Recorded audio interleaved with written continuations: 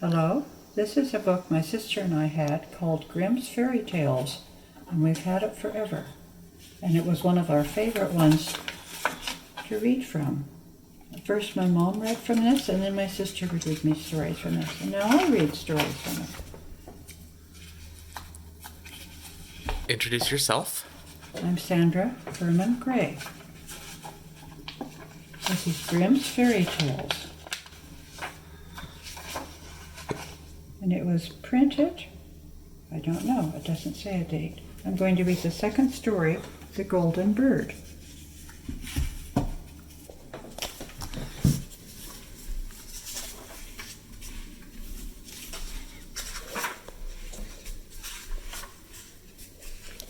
The Golden Bird. A long time ago, there was a king who had a lovely pleasure garden around his palace, and in it stood a tree which bore golden apples. When the apples were nearly ripe, they were counted, but the very next morning one was missing. This was reported to the king, and he ordered a watch to be set every night under the tree. The king had 3 sons, and he sent the eldest into the garden at nightfall.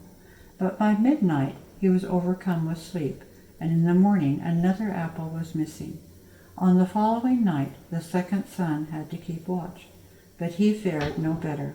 When the clock struck 12, he too was fast asleep, and in the morning another apple was gone. The turn to watch now came to the third son. He was quite ready, but the king had not much confidence in him, and thought that he would accomplish even less than his brothers. At last, however, he gave his permission. So the youth lay down under the tree to watch, determined not to let sleep master him. As the clock struck 12, bong, bong, there was a rustling in the air, and by the light of the moon he saw a bird whose shining feathers were of pure gold. The bird settled on the tree and was just plucking an apple when the young prince shot an arrow at it.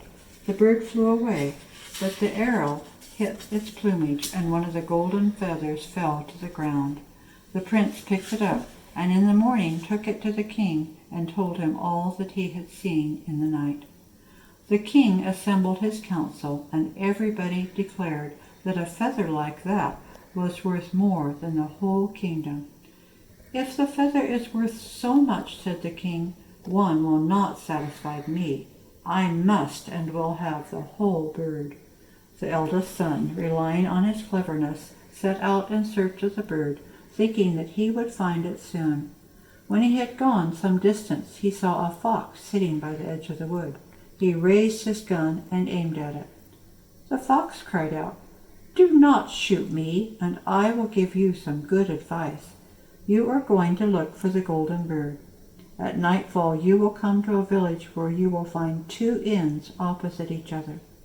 One of them will be brightly lighted, and there will be noise and revelry going on in it. Be sure you do not choose that one, but go into the other, even if you don't like the looks of it so well." "How can a stupid animal like that give me good advice?" thought the king's son, and he pulled the trigger, but he missed the fox, who turned tail and made off into the wood. Thereupon the prince continued his journey, and at nightfall reached the village with his 2 inns. Singing and dancing were going on in the one, and the other looked poverty-stricken and decayed. "I should be a fool," he said, "if I were to go into that miserable place where this good one is so near." So he went into the noisy one and lived there in rioting and revelry, forgetting the bird, his father, and all his good counsel. And there's a book. It says he raised his gun and aimed at it. When some time had passed and the eldest son did not come back, the second started in quest of the golden bird. He met the fox, as the eldest son had done, and it gave him the same good advice, of which he took just as little heed. He came to the 2 inns and saw his brother standing at the window of the one from which came the sounds of revelry. He could not withstand his brother's calling, so he went in and gave himself up to a life of pleasure. Again some time passed, and the king's youngest son wanted to go out to try his luck, but his father would not let him go. "It is useless," he said. "He will be even less able to find the golden bird than his brothers, and when any ill luck overtakes him, he will not be able to help himself. He has no backbone." But at last, because the sun gave him no peace, the king let him go. The fox again sat at the edge of the wood, begged for his life, and gave its good advice. The prince was good-natured and said, "Be calm, little fox. I will do thee no harm." "You won't repent it," answered the fox, "and so that you may get along faster, come and mount on my tail." No sooner had he seated himself than the fox began to run, and away they flew over stock and stone at such a pace that his hair whistled in the wind. When they reached the village, the prince dismounted, and following the good advice of the fox, he went straight to the shabby inn without looking about him, and there he passed a peaceful night. In the morning, when he went out into the fields, there sat the fox, who said, "I will now tell you what you must do next. Walk straight on till you come to the castle in front of which a whole regiment of soldiers is encamped. Don't be afraid of them. They will all be asleep and snoring. Walk through the midst of them straight into the castle, and walk through all the rooms. At last you will reach an apartment where the golden bird will be hanging in a common wood cage. A golden cage stands near it for show. But beware, whatever you do, you must not take the bird out of the wooden cage to put it into the other, or it will be the worse for you." After these words, the fox again stretched out his tail. The prince took a seat on it, and away they flew over stock and stone, till the hair whistled in the wind. When he reached at the castle, he found everything just as the fox had said. The prince went to the room where the golden bird hung in the wooden cage. A golden cage was standing nearby, and the 3 golden apples were scattered about the room. He thought it would be absurd to leave the beautiful bird in the common old cage, so he opened the door, caught it, and put it into the golden cage. But as he did it, the bird uttered a piercing shriek. The soldiers woke up, rushed in, and carried him away to prison. Next morning he was taken before a judge, and as he confessed all, he was sentenced to death. The king, however, said that he would spare his life on one condition, that he should bring him the golden horse, which runs faster than the wind. In addition, he should have the golden bird as a reward.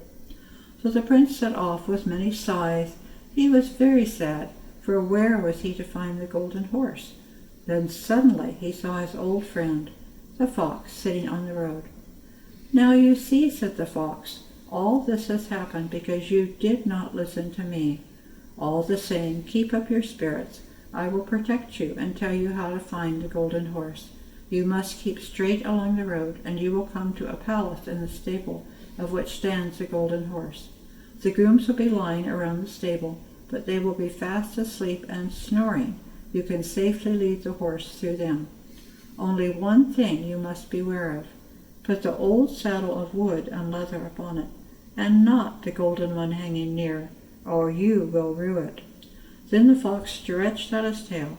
The prince took a seat, and away they flew over stock and stone, till his hair whistled in the wind. Everything happened just as the fox had said. The prince came to the stable where the golden horse stood, but when he was about to put the old saddle on its back, he thought, "Such a beautiful animal will be disgraced if I don't put the good saddle upon him, as he deserves." Hardly had the golden saddle touched the horse than he began neighing loudly. The grooms awoke, seized the prince, and threw him into a dungeon. A dungeon. The next morning he was taken before a judge and condemned to death, but the king promised to spare his life and gave him the golden horse as well, if he could bring him the beautiful princess out of the golden palace.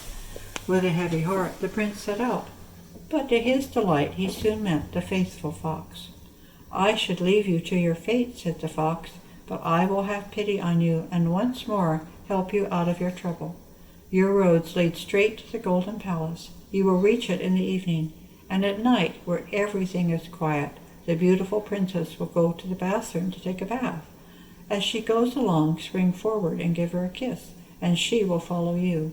Lead her away with you. Only on no account allow her to bid her parents goodbye, or it will go badly for you." Again the fox stretched out his tail. The prince seated himself upon it, and off they flew over stock and stone till his hair whistled in the wind. When he got up to the golden palace, it was just as the fox had said. He waited till midnight, and when the whole palace was wrapped in sleep, and the maiden went to take a bath, he sprang forward and gave her a kiss. She said she was quite willing to go with him, but she implored him to let her say goodbye to her parents. At first he refused, but as she cried and fell at his feet, at last he gave her her leave. Hardly had the maiden stepped up to her father's bed when he and everyone else in the palace woke up. The prince was seized and thrown into prison. Next morning the king said to him, "Your life is forfeited, and it can be spared only if you clear away from in front of my window the mountain which shuts out the view. It must be gone in 8 days, and if you accomplish this task in time, you shall have my daughter as a reward." So the prince began his labors, and he dug and shoveled without ceasing. On the 7th day, when he saw how little he had done, he became very sad and gave up all hope. In the evening, however, the fox appeared and said, "You do not deserve any help from me, but lie down and go to sleep. I will do the work." In the morning, when he woke and looked out the window, the mountain had disappeared. Overjoyed, the prince hurried to the king and told him that his condition was fulfilled, and whether he liked it or not, he must keep his word and give him his daughter. So the prince and the king's daughter went away together, and before long the faithful fox joined them. "You certainly have got the best of all," said he, "but the golden horse belongs to the maiden of the golden palace." "How am I to get it?" asked the prince. "Oh, I will tell you that," answered the fox. "First take the beautiful maiden to the king who sent you to the golden palace. There will be great joy when you appear, and they will bring out the golden horse to you. Mount it all at once and shake hands with everybody, but last of all with the beautiful maiden. And when you have taken her hand firmly, swing her up beside you and gallop away. No one will be able to catch you, for the horse goes faster than the wind." This was all successfully done, and the prince carried off the beautiful maiden on the golden horse. The fox was not far off, and he said to the prince, "Now I will help you get to the golden bird too. When you approach the castle where the golden bird lives, let the maiden dismount, and I will take care of her. Then ride with the golden horse into the courtyard of the castle. There will be great rejoicing when they see you, and they will bring out the golden bird to you. As soon as you have the cage in your hand, gallop back to us and take up the maiden again." When these plans had succeeded, and the prince was ready to ride in with all his treasures, the fox said to him, "Now you must reward me for my help." "What do you want?" asked the prince. "When you reach that wood, shoot me dead and cut off my head and my paws." "That would indeed be gratitude," said the prince. "I can't possibly promise to do such a thing." The fox said, "If you won't do it, I must leave you. But before I go, I will give you one more piece of advice. Beware of 2 things. Buy no gallowbirds, and don't sit on the edge of a well." After saying this, he ran off into the wood. The prince thought, "That is a strange animal. What whims he had! Who on earth would want to buy gallows birds? And the desire to sit on the edge of a well has never yet seized me." He rode on with the beautiful maiden, and the road led him through the village where his 2 brothers had stayed behind. There was a great hubbub in the village, and when he asked what it was about, he was told that 2 persons were going to be hanged.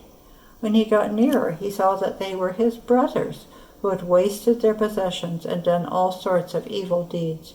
He asked if they could not be set free. "Yes, if you'll ransom them," answered the people. "But why will you throw your money away in buying off such wicked people?" He did not stop to reflect, however, but paid the ransom for them, and when they were set free, they all journeyed on together. They came to the wood where they had first met the fox. It was deliciously cool there, though the sun was broiling outside. The 2 brothers said, "Let us sit down here by the well to rest a little and eat and drink." The prince agreed, and during the conversation he forgot what he was about, and never dreaming of any foul play, seated himself on the edge of the well. But his 2 brothers threw him backwards into it and went home to their father, taking with them the maiden, the horse, and the bird.